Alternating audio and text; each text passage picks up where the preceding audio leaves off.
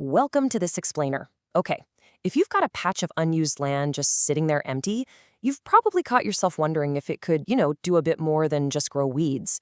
Today, we're going to build a highly practical roadmap to transform that empty dirt into a legitimate, income-producing asset.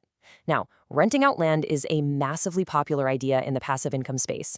And sure, on the surface, it sounds incredibly simple. But the truth is, there's actually a very specific science to getting this right. I mean, it's a pretty exciting prospect, right? What if your empty land actually paid you every single month?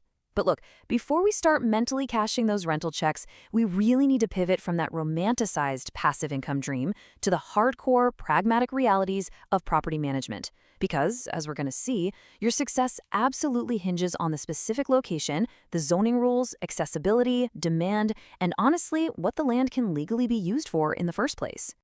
All right, let's dive into our roadmap for today. We're going to cover 1. The land rental opportunity, 2. Zoning and legal reality, 3. Validating location and demand, 4. Bulletproof agreements and security, and finally, 5. Calculating your true ROI.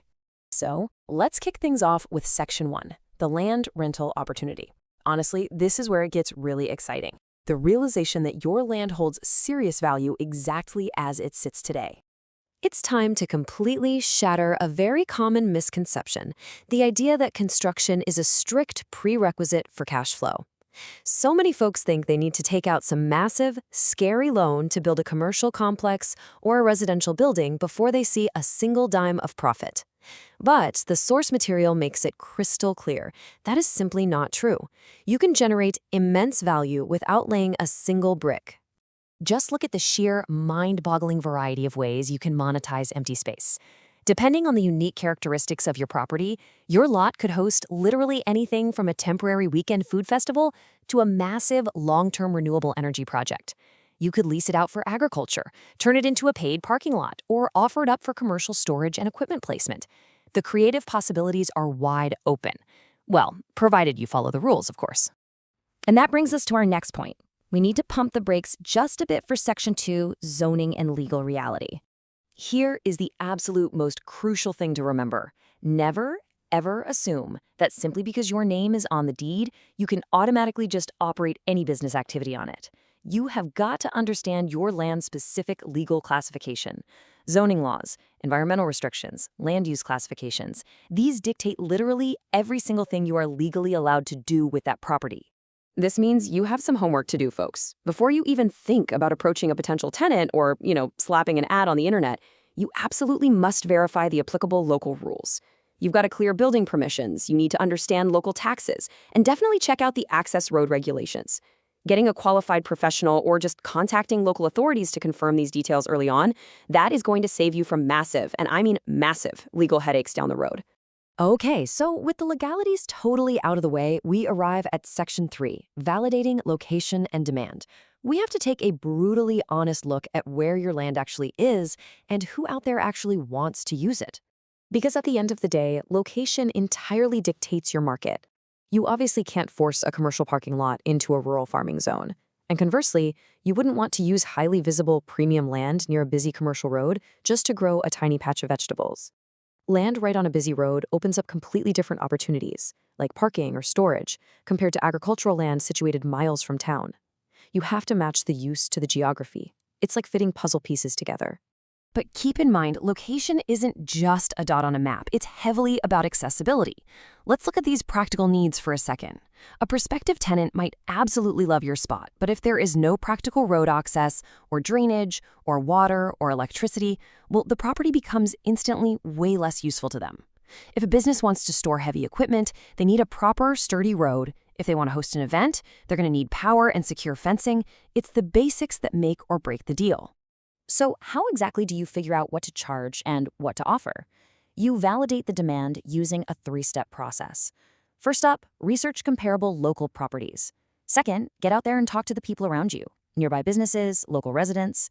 And third, and I cannot stress this enough, validate the actual demand before you spend a single dollar on infrastructure.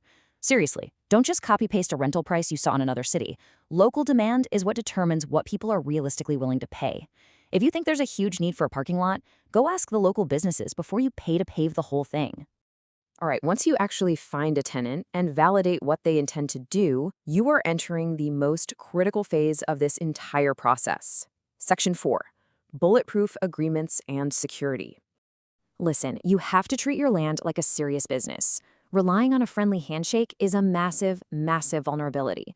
A formal, legally binding, written agreement that's actually been reviewed by a qualified local lawyer, that is an incredible investment. Why? Because it drastically reduces the chance of super expensive, messy disputes later on.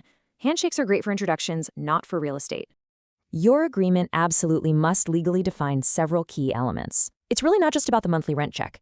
You need to explicitly state the lease period, the permitted use, and by that I mean exactly what they can and cannot do on your property, and you need to clearly outline who is paying for construction, maintenance, utilities, taxes, and insurance.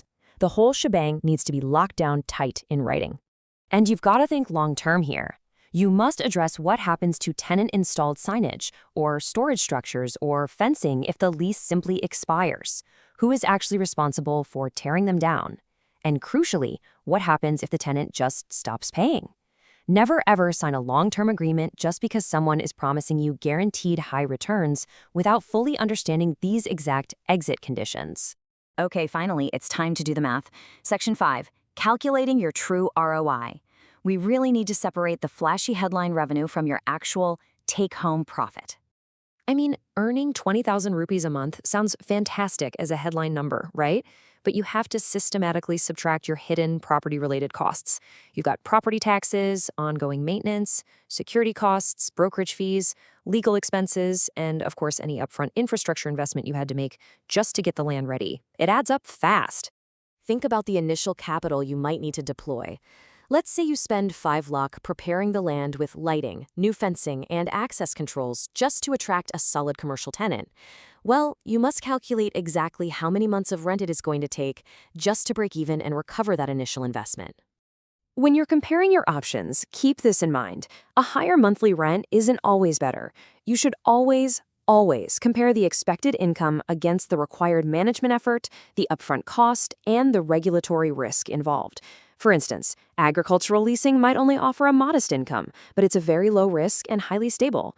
On the flip side, a commercial lease might offer the highest income, but it brings high regulatory complexity and significant upfront costs to the table. So the big takeaway here is that while land is an incredible asset, it is rarely completely passive. You still retain ownership, which means you have to handle tenant communication, inspections, minor disputes, and compliance. The ultimate goal here is finding a legitimate use that creates real value for the tenant while producing a very reasonable, steady income for you, all without inviting unnecessary financial or legal risk into your life. Always start with thorough research, not investment. I want to leave you with this somewhat provocative thought to consider regarding the true potential of your property. Is your land an active, working asset, or is it just an expensive liability right now? Are you letting a valuable resource slowly drain your finances through taxes and upkeep without giving anything back? I really encourage you to take the first step today. Start researching your own land's legal classification and discover what it could actually become. Thank you so much for joining me for this explainer, and hey, here's to unlocking the hidden value right beneath your feet.